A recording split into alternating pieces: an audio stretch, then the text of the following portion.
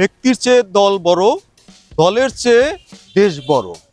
এই উক্তিটি দিয়েছেন ভারতের নেতাজি সুভাষচন্দ্র বসু।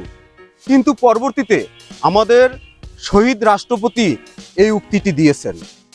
কিন্তু আমাদের দেশের সকল রাজনৈতিক দলের ক্ষেত্রে ভিন্ন। যার কোনো কর্ম নাই, যার কোনো কাজ নাই, তাকে নেতা বানিয়ে দেয়। আরে ভাই, সে তো সকালবেলা খালি পেটে ঘর থেকে বের হয়, আর সন্ধ্যাবেলা পকেট ভরা টাকা আর বড় বড় মাছটা নিয়ে বাসায় যায়।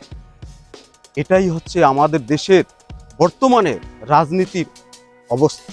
আমাদের দেশের সকল রাজনৈতিক দলের এই বিষয় সচেতন হওয়া উচিত। যার কোনো কর্ম নাই, যার কোনো কাজ নাই, তাকে নেতা বানানো উচিত না। জাতির কাছে আমার একটাই প্রশ্ন, সেটা হচ্ছে যার কোনো ইনকাম সোর্স নাই সে কিভাবে তার সংসার চালায়, এটাই আমার জাতির কাছে প্রশ্ন। যার কোনো কর্ম নাই, রাজনীতি যার পেশা, সে অবশ্যই গরিবের পেটে লাথি মেরে হয়ে যায় পাতি নেতা। যার কোনো কর্ম নাই সে কিভাবে বাইক নিয়ে চলে, এটাই আমার জাতির কাছে।